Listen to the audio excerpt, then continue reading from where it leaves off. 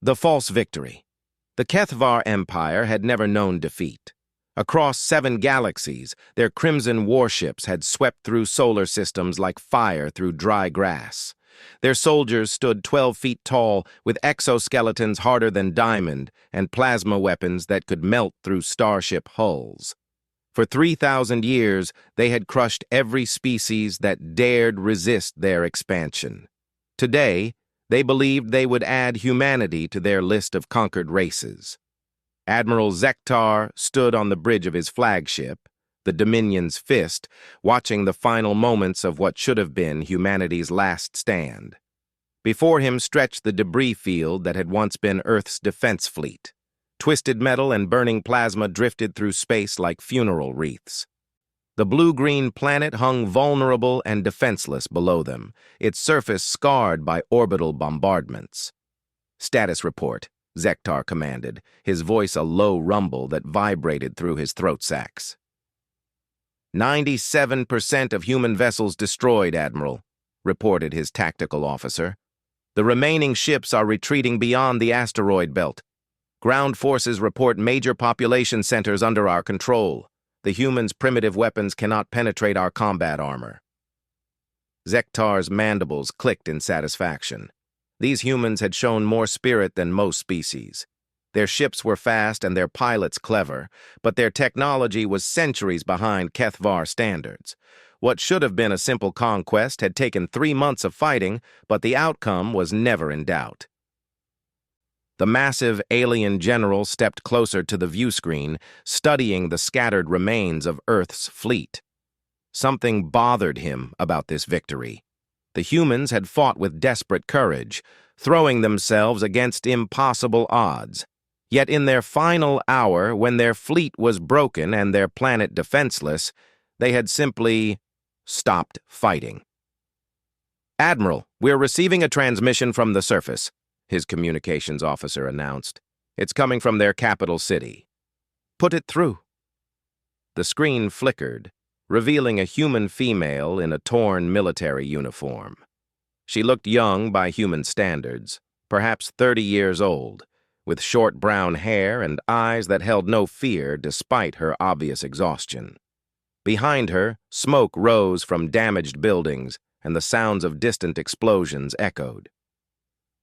"I am General Sarah Chen of the Terran Defense Force," she said, her voice steady despite everything. "I'm authorized to discuss terms of surrender." Zektar leaned forward. Finally, the humans were showing sense. "You will surrender unconditionally. Your species will serve the Kethvar Empire as laborers and soldiers. Resistance will result in extinction." General Chen nodded slowly. "We understand your terms. But before we formally surrender, I need to ask you something. In all your conquests, across all those galaxies, have you ever encountered a species that chose to make their last stand here?" The question puzzled Zektar. "What do you mean?" "I mean a species that could have fled to other star systems, scattered to the far corners of space to continue fighting. But instead, they chose to gather everything they had, every ship and soldier, to make their final battle here at their homeworld." "That would be strategically foolish," Zektar replied. "Most species attempt to preserve themselves through dispersal." "Yes," Chen agreed. "Most species do that. They spread out, trying to save what they can. But humans, we're different. When we're cornered, when everything we love is threatened, we don't scatter. We gather. We come together." As she spoke, Zektar noticed something in the tactical display that made his blood chill. New contacts were appearing at the edge of the sensor range. First dozens, then hundreds, then thousands. Ships were emerging from hyperspace all around the solar system. "You see, Admiral," Chen continued, "what you destroyed wasn't our main fleet. Those were just the defenders of Earth. The real fleet has been coming home." The tactical officer's voice cracked with disbelief. "Admiral, I'm reading over 50,000 human vessels approaching from all vectors. These ships, they're different from the ones we fought. Larger, more advanced. Zektar stared at the display in growing horror. The approaching fleet wasn't just bigger than anything they'd faced. These ships moved with precision that spoke of superior technology. Their energy signatures were off the charts. "You made one crucial mistake," General Chen said, and now there was steel in her voice. "You assumed that what you found here was the best humanity had to offer. But we've been at war with other species for decades before you arrived. We've learned from every battle, captured technology, adapted and improved. Our frontier fleets have weapons you've never seen." The first wave of human ships entered weapons range, and space erupted in violence unlike anything the Kethvar had witnessed. These weren't the desperate attacks of an outgunned defense force. These were coordinated strikes from seasoned warriors using technology that seemed to bend the laws of physics. Plasma beams that had easily pierced human hulls now splashed harmlessly against adaptive armor that shifted and flowed like liquid metal. Human weapons fired rounds that phased through Kethvar shields as if they didn't exist, then materialized inside enemy ships to detonate. "Impossible," Zektar whispered. "Our intelligence said humans were a primitive species."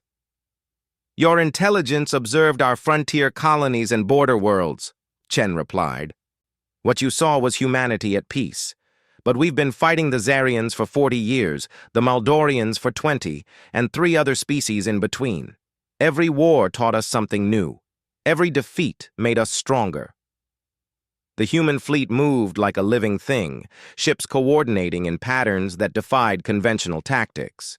Some vessels seemed to exist in multiple locations simultaneously. Others passed through solid matter as if it were empty space. The Kethvar fleet, so confident moments before, found itself outmatched and surrounded. "Sir, we're losing ships faster than we can count them," the tactical officer reported. "These weapons, I don't understand how they work." "Retreat!" Zektar commanded. "Signal the fleet to retreat." But it was already too late. The human ships had formed a sphere around the Kethvar fleet, trapping them in a cage of exotic energy. Ships that tried to jump to hyperspace found their drives mysteriously offline. Long-range communications were jammed by some kind of quantum interference. "There's something else you should know about humans," General Chen said, her image still clear on the screen. "We remember our friends, and we never forget our enemies. Every species you've conquered, every world you've enslaved, they told us about you. They've been waiting for this day." As she spoke, new ships began appearing alongside the human fleet. Vessels of a dozen different designs, representing species the Kethvar had subjugated over the centuries. The humans hadn't come alone. They'd brought an alliance of every race with a grudge against the Empire. The Zalonians, whose homeworld you glassed 100 years ago. The Fraxians, whose children you took as slaves. The Quindari, whose sacred sites you destroyed. They're all here, Admiral, and they're all very, very angry. The combined fleet began closing in, weapons charging for what would clearly be the final assault. Zektar watched in stunned silence as his empire's greatest fleet, the pride of Kethvar military might, faced annihilation at the hands of species he'd considered defeated. "How?" was all he could manage to say. General Chen's expression softened slightly. "Because that's what humans do, Admiral. We make friends. We build alliances. We turn enemies into allies and strangers into family. You've spent 3,000 years conquering through fear and force. We've spent the last century learning that there's a better way. The first human ship to reach the Kethvar line was a massive dreadnought that seemed to shimmer with barely contained energy. Its weapons powered up with a sound that somehow carried through the vacuum of space, a deep harmonic that felt like the universe itself was taking a breath. "Signal from the human fleet," the communications officer reported. "They're demanding our surrender." Zektar looked around his bridge at the faces of his crew. These were warriors who had never known defeat, soldiers who had conquered galaxies. Now they stared at their instruments with expressions of dawning terror. "Admiral," his first officer asked quietly, "your orders." The great Kethvar general looked at the tactical display one more time. His fleet was surrounded, outgunned, and facing technology that made their weapons look like stone clubs. The humans had turned the tables so completely that resistance would only lead to massacre.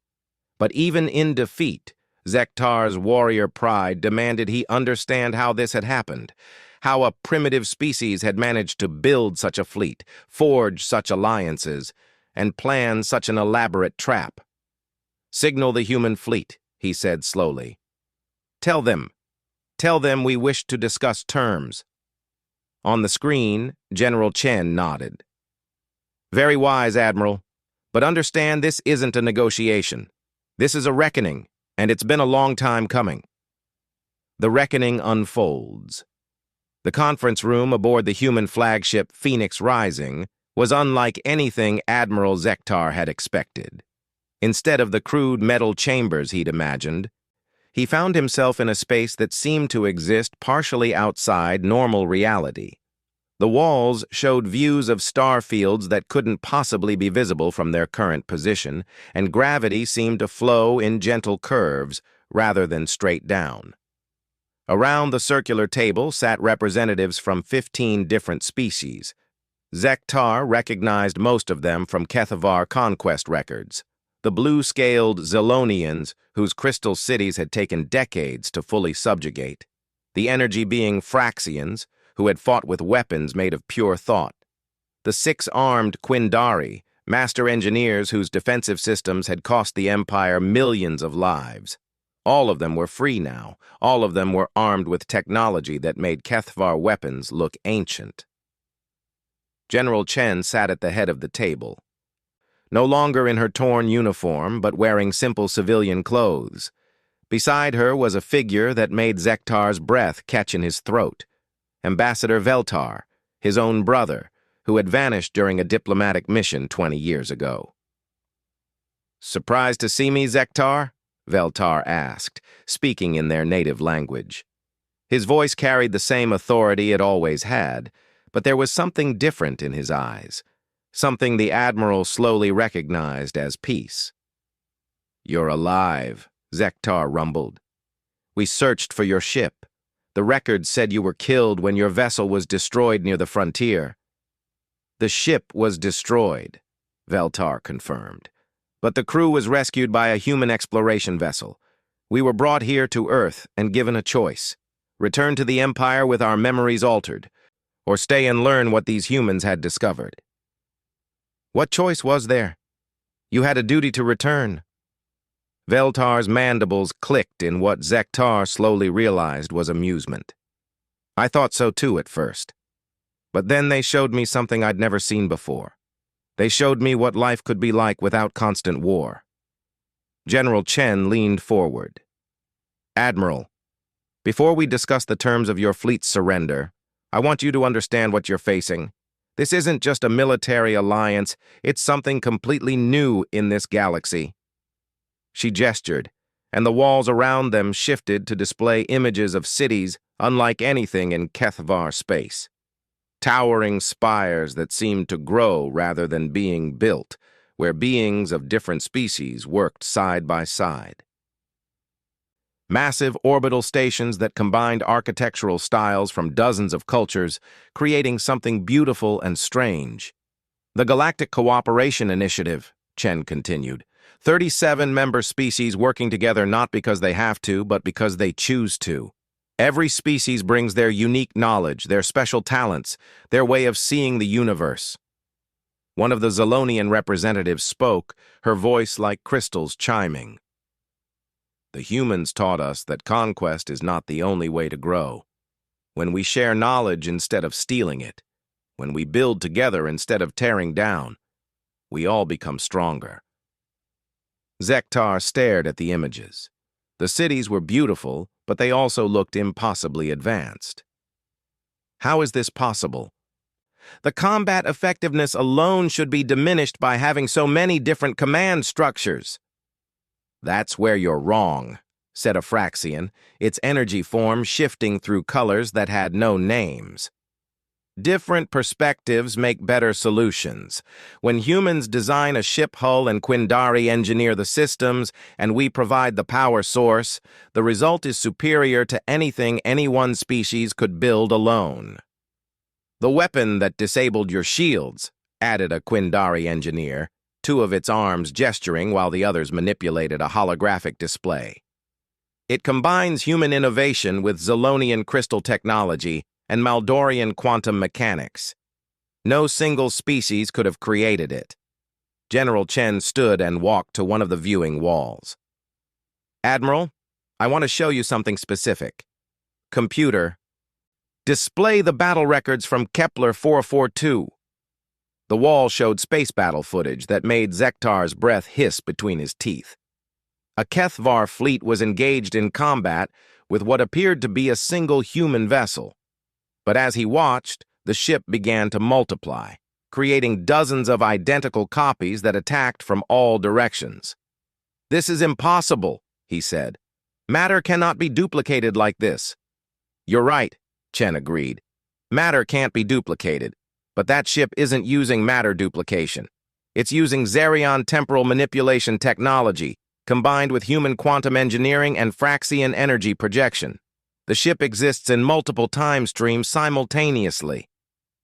"The Xerions were eliminated 50 years ago," Zektar protested. "We have records of their extinction." A new voice spoke from behind him, and the Admiral spun around to see a being he'd thought was legend. Standing in the doorway was a Xerion, its crystalline body reflecting light in patterns that hurt to look at directly. "We were not eliminated," the Xerion said, its voice sounding like music played on instruments made of pure mathematics. "We were rescued. When the Kethvar fleet destroyed our homeworld, human ships arrived to evacuate our survivors. They gave us new homes, new hope, and new purpose." Veltar moved to stand beside the Xerion. "Brother, this is what I learned during my 20 years here. Every species you thought the Empire had destroyed, they're all here. The humans didn't just fight you, they saved everyone they could from you." The weight of this revelation settled on Zektar like a physical force. For decades, the Empire's expansion had been fueled by the belief that they were bringing order to chaos, strength to weakness. The conquered species were better off under Kethvar rule, they'd told themselves. But if these species were not only surviving, but thriving without the Empire. "This is why your fleet was so easily defeated," General Chen said gently. "It wasn't just superior technology, though we certainly have that. It was superior motivation. Every being in that battle was fighting for something they'd chosen to protect, rather than something they'd been ordered to conquer." She returned to her seat and activated a holographic display showing the current tactical situation. The Kethvar fleet hung in space, completely surrounded but not under attack. The Allied ships maintained perfect formation, weapons powered down, but ready. "Here are our terms," Chen continued. "Your fleet will be escorted to neutral space and allowed to return to Kethvar territory. In exchange, you will carry a message to your Emperor." "What message?" "That the age of conquest is over. We're not going to invade your space or attack your worlds. But we're also not going to allow you to attack anyone else. Every species you try to conquer from now on will find the Galactic Cooperation Initiative standing between them and your fleets." Zektar's military mind immediately began calculating the strategic implications. "You cannot defend every world in the galaxy." "We don't have to," replied the Fraxian. "We only have to defend the ones that ask for our help. And Admiral, after today's battle, how many species do you think will choose to negotiate with you rather than call for our assistance?" The truth of this hit Zektar like a physical blow. News of the Kethvar fleet's defeat would spread throughout the galaxy within days. Every unconquered species would know that the mighty Empire was not invincible. Worse, they would know there was an alternative to submission. "You're creating chaos," he said. The Empire brings order and stability. Without central authority, these species will war among themselves. Will they? Chen asked. Computer, show him the Arcturus Sector Development Project. The display shifted to show a star system where massive construction was underway. But this wasn't military construction. Orbital cities were being built, trade routes established, scientific stations deployed. Ships from dozens of species worked together in perfect coordination. The Arcturians requested membership in the initiative last month, Chen explained. They were facing invasion by the Maldorian Republic. Instead of conquering either side, we mediated their dispute and helped them find a solution that benefited both species. The Arcturians provide raw materials, the Maldorians provide manufacturing expertise, and together they're building something neither could achieve alone. It's not chaos, Veltar added. It's cooperation on a scale the galaxy has never seen. Trade instead of tribute, alliance instead of conquest, growth instead of subjugation. The Zolonian representative activated her own display. Admiral, observe the comparative data. Worlds under Kethvar rule produce resources at 70% efficiency. Due to resistance and resentment, Initiative worlds produce at 150% efficiency because the inhabitants are working for their own benefit. The numbers were undeniable. Every metric showed the same pattern. The conquered worlds of the Empire were stagnating, producing only enough to avoid punishment. But the free worlds of the Initiative were thriving, innovating, growing stronger every year. This is impossible, Zektar said, but his voice lacked conviction. The evidence was overwhelming. No, General Chen said softly. It was just impossible for the Kethvar Empire to imagine. Your entire culture is built around dominance and hierarchy. You couldn't conceive of a system based on voluntary cooperation. And yet, Veltar continued, once you see it in action, it makes perfect sense. Why force someone to work when you can inspire them? Why steal knowledge when sharing it benefits everyone? Why rule through fear when leadership through example is so much more effective? Admiral Zektar looked around the room at the faces of beings his empire had tried to destroy. There was no hatred in their expressions, no desire for revenge. Instead, he saw something that disturbed him more than anger ever could. He saw pity. You feel sorry for us, he realized. We feel sorry for what your empire could have been, Chen confirmed. The Kethvar are brilliant engineers and natural leaders.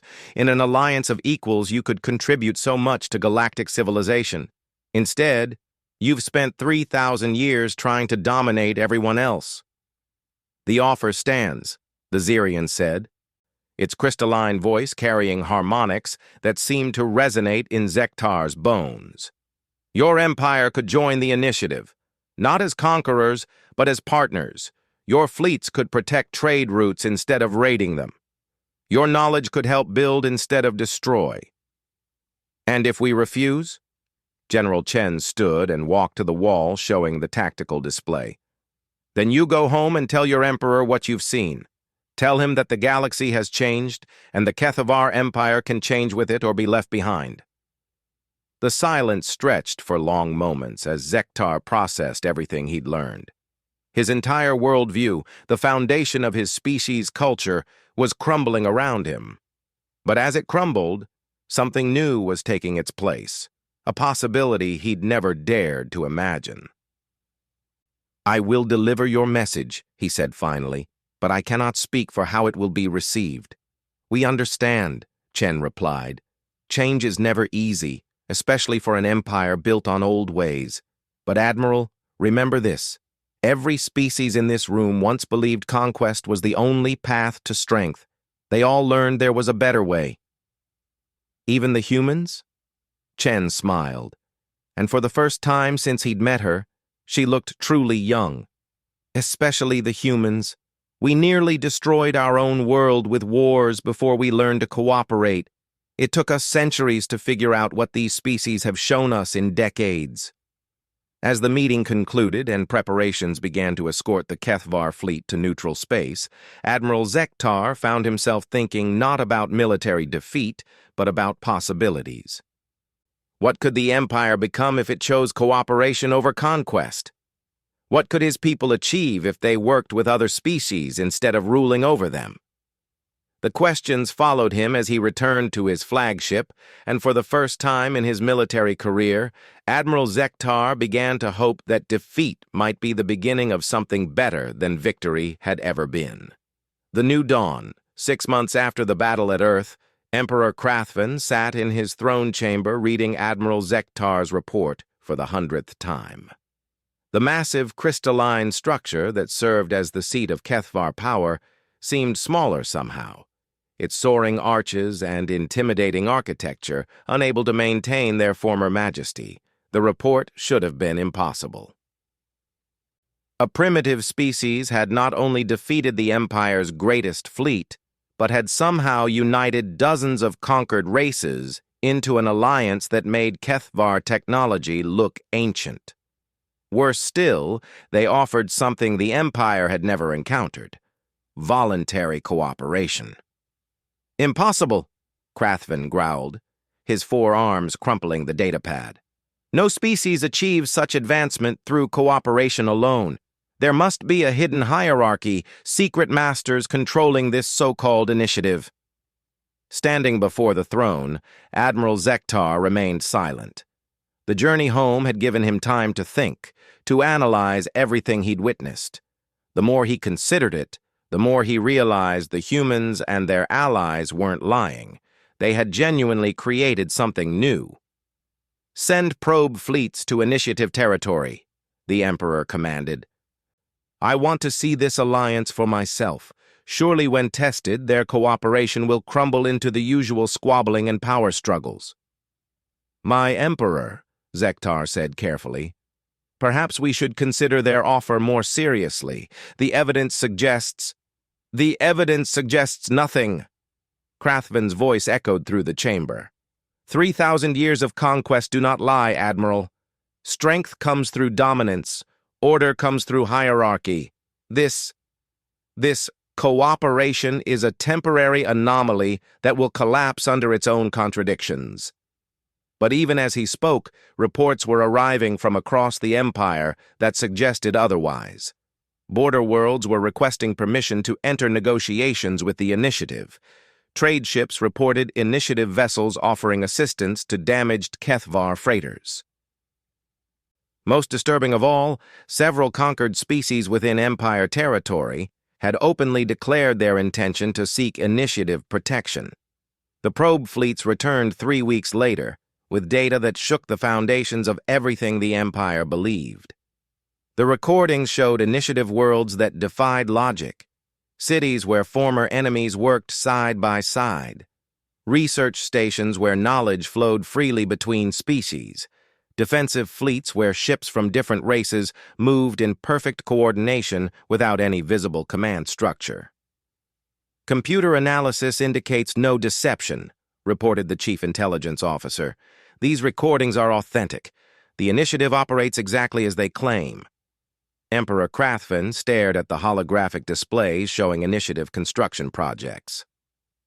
Massive orbital habitats were being built using technology from dozens of species. Each habitat was a work of art as much as engineering, combining architectural styles in ways that created something beautiful rather than imposing. "How do they make decisions?" he demanded. "Where is the chain of command? Who gives the orders?" "According to our observations, they reach decisions through consensus-building processes," the intelligence officer replied. "Representatives from member species debate options until they find solutions that benefit everyone. No single authority makes unilateral decisions." "Chaos," Krathvan muttered.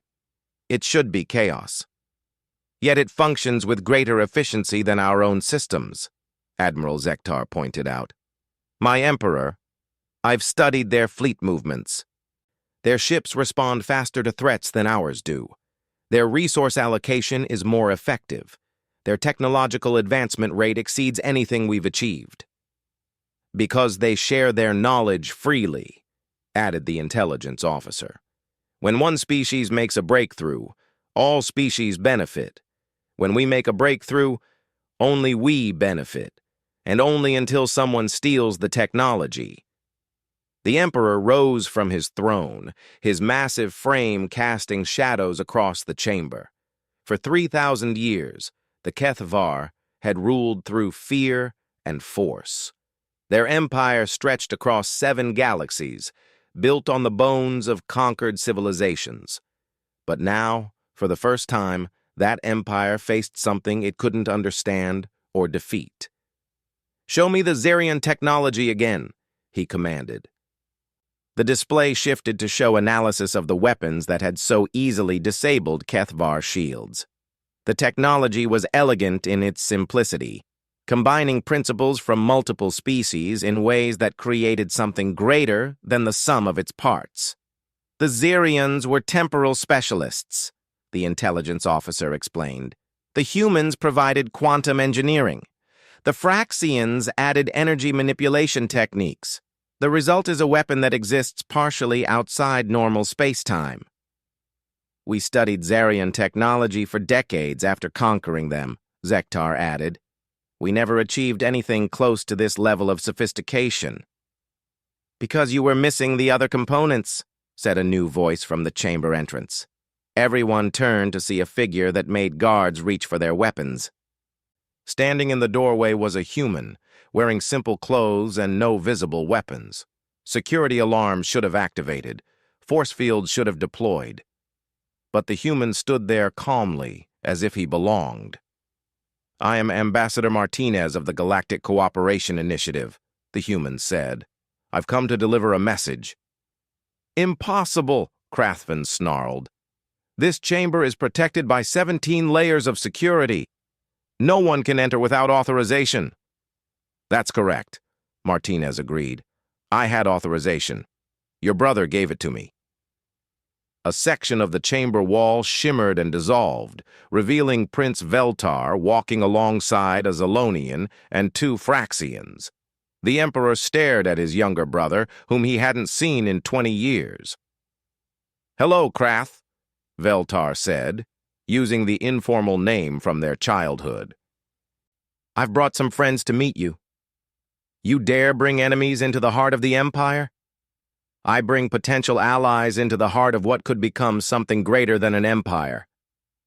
Ambassador Martinez stepped forward, showing no fear despite being surrounded by the Empire's most powerful leaders. "Your Majesty, I come with an offer from the Initiative Council. We would like to invite the HFY Empire to join our alliance." "Join?" Krathven's laugh was like grinding stone. "You mean submit. You mean surrender everything we've built." "We mean transform everything you've built into something better," the Zalonian representative replied. "Your engineering expertise, combined with initiative resources and knowledge, could achieve wonders." "The HFY are natural leaders," added one of the Fraxians.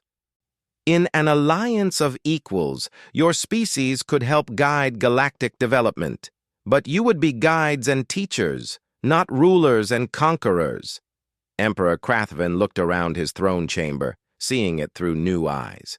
The intimidating architecture suddenly seemed crude compared to the flowing artistic structures he'd seen in initiative space. The symbols of conquest and dominance appeared harsh and ugly next to the images of cooperation and growth. "What would happen to the Empire?" he asked, his voice quieter than before.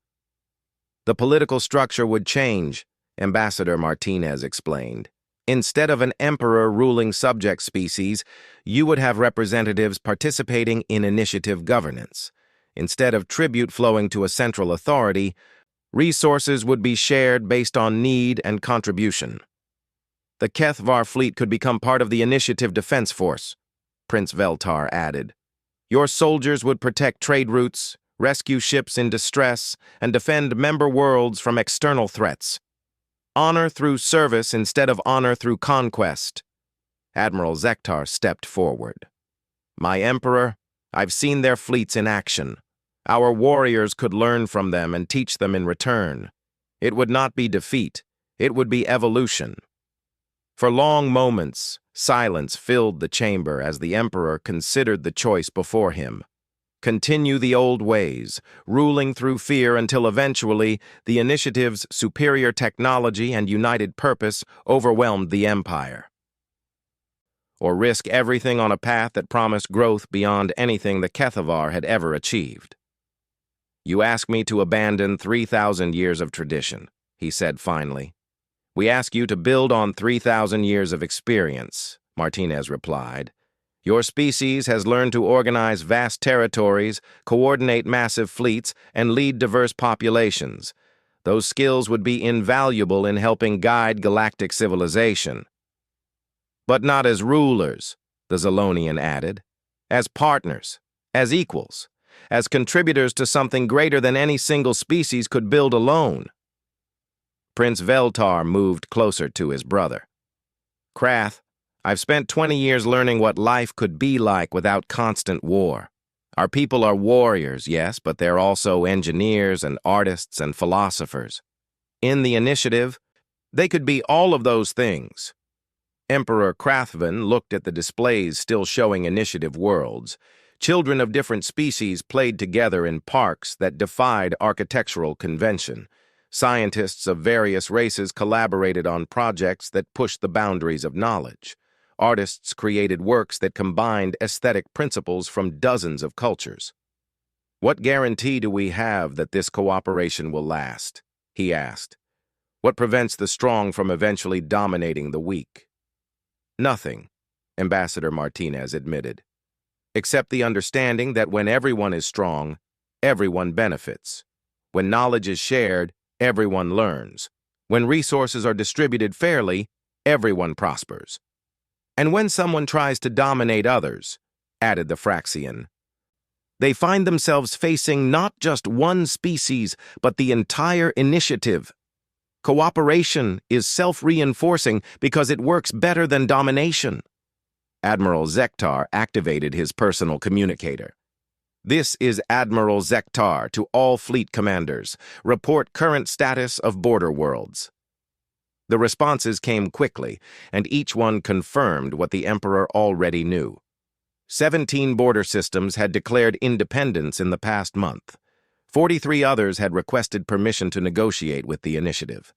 The Empire was dissolving at its edges, not through conquest, but through choice. The old ways are ending whether we participate or not, Zektar reported. The question is whether we lead that change or are left behind by it. Emperor Krathvan stood silent for long minutes, the weight of decision pressing down on him. 3,000 years of conquest, of ruling through fear, of taking rather than building. It had seemed like strength, but perhaps it had actually been weakness. Perhaps true strength lay in creating something that others wanted to join, rather than something they had to be forced to accept. If the Kethvar were to consider this proposal, he said slowly, what would be the first step? Prince Veltar smiled. A demonstration. Let initiative engineers work with our shipyards to upgrade one fleet with cooperative technology. Let our warriors serve alongside initiative forces for 1 year. See the results for yourself. And if we decide this cooperation is not for us, then you return to your current territory and we respect your choice, Ambassador Martinez said. But you'll know what's possible, and your people will know there's an alternative. The Emperor looked around the chamber one more time, at the symbols of conquest that had defined his people for millennia. Then he looked at the displays showing initiative worlds, where former enemies worked together to build something beautiful. Very well, he said. We will try this cooperation for 1 year, and then we will decide whether the Kethvar Empire becomes something new or remains as it always has been. As the meeting concluded and plans were made for the first cooperative ventures, Admiral Zektar realized that the battle at Earth hadn't been the end of anything. It had been the beginning of the greatest transformation in galactic history, and for the first time in his military career, he looked forward to a battle where victory would be measured not in worlds conquered, but in civilizations built. The age of conquest was ending. The age of cooperation had begun, and the universe would never be the same.